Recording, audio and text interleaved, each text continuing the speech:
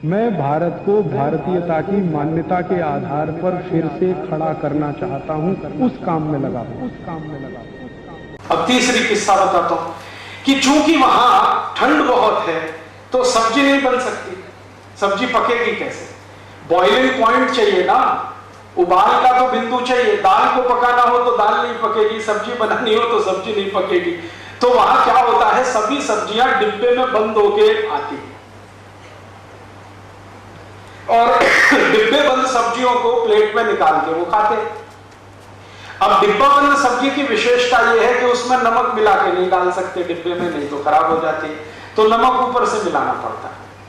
तो यूरोप के सभी देशों में पिसा हुआ नमक खाने की ही परंपरा है, क्योंकि नमक को सब्जी प्लेट में रखने के बाद ही मिलाना पड़ता है। भारत में अब यही नकल हमने करना शुरू कर दिया। पिसा हुआ नमक हम सबके घर में आ गया, जो आज से 50 साल पहले किसी घर में नहीं होता था। हमारे यहां क्या है, कोई भी सब्जी हो, कोई भी दाल हो, उसका बॉइलिंग पॉइंट सामान्य रूप से उपलब्ध है, क्योंकि सूर्य उपलब्ध है। तो हम जब नमक डालेंगे तो सब्जी बनाते हुए डालेंगे या दाल बनाते हुए डालेंगे, और दाल और सब्जी में नमक वही अच्छा होता है जो डेले वाला होता है, क्रिस्टल वाला होता है।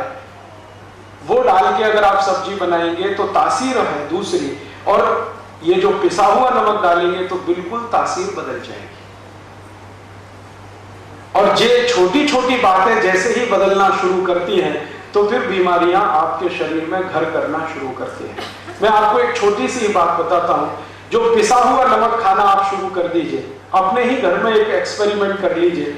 2 बच्चे अगर आपके पास हैं, एक को रोज पिसा हुआ नमक खिलाइए और एक बच्चे को वो डेले वाला नमक सब्जी में डालते हुए उबालते हुए खिलाइए। जो बच्चा डेले वाला नमक खाएगा वो ज्यादा स्वस्थ रहेगा, जिसको पिसा हुआ नमक दे रहे हैं वो हर समय बीमार रहेगा। कारण क्या है? आप पूछेंगे जी कारण क्या है? सब्जी को उबालते समय, दाल को उबालते समय जो नमक आपने डाला है, तो नमक भी उबल रहा है सब्जी के साथ, दाल के साथ। तो उसकी जो इंप्योरिटीज हैं, जो उसमें से शुद्धता नहीं है, अशुद्धता है, वो गर्म पानी के साथ कम होती जा रही है। और यहां पिसा हुआ नमक डाल दिया है तो सारी अशुद्धता के साथ गया है और आपको कुछ ना कुछ तकलीफ देने ही वाला है। और ये तकलीफ जानते हैं क्या आती है? आजकल ज्यादातर माताओं बहनों से मैं एक ही शिकायत सुनता हूं, ओ राजीव भाई हमको थायराइड की समस्या हो गई। ये थायराइड उन सभी को होने वाला है जो पिसा हुआ नमक खाएंगे। और थायराइड के दोनों ही हिस्से हैं, हाइपरथायराइडिज्म, हाइपोथायराइडिज्म, दोनों में हम फंसे हैं और हमारी करोड़ों माताओं बहनें फंसी हैं। उसका एक छोटा सा कारण है पिसा हुआ नमक। जितने दिन आप ये खाते रहेंगे, थायराइड से कभी भी बाहर निकल ही नहीं सकते, कितनी भी गोलियां खाएं, कितने भी इंजेक्शन लगाएं। लेकिन जैसे नमक बदल देंगे, बिना दवा के थायराइड ठीक हो जाएगा।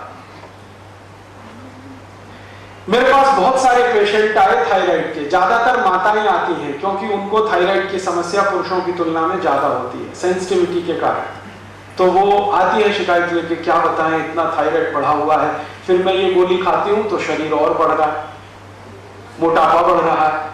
और एक महिला तो एक बार मेरे पास आई थी जिनका वजन तो मुश्किल से 60 किलो था, लेकिन शरीर देखो तो लगे 100 किलो का, जैसे फुटबॉल में हवा भर दी हो। तब मैंने उनको समझाया कि आपकी समस्या क्या है।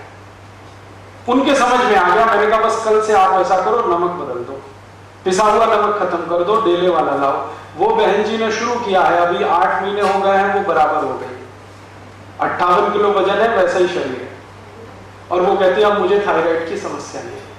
अब वो कहती है राजीव भाई मैंने लाखों रुपए खर्च कर दिए, 8 साल से मैं दवा खा रही हूं, इतने इंजेक्शन ले लिए, कहां मैं गई डॉक्टरों के चक्कर में, लेकिन किसी डॉक्टर ने ये नहीं बताया कि आप ये नमक पिसा हुआ मत खाओ।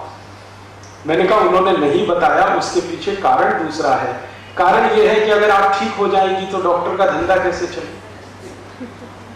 तो वो तो नहीं चाहेगा कि आप ठीक हो, वो नहीं बताएगा। जानता वो भी है, जो मैं बता रहा हूं वो डॉक्टर भी जानता है, बताएगा नहीं। तो ऐसे छोटे छोटे से हमारे अपने जीवन में बिना सोचे समझे किए गए नकल के काम हमको इतनी बड़ी समस्याओं में फंसा देते हैं। दोस्तों सबसे पहले तो चैनल सब्सक्राइब करें, फिर लाइक, कमेंट और शेयर करें। और हाँ, हमारा एंड्रॉयड ऐप डाउनलोड करना ना भूलें।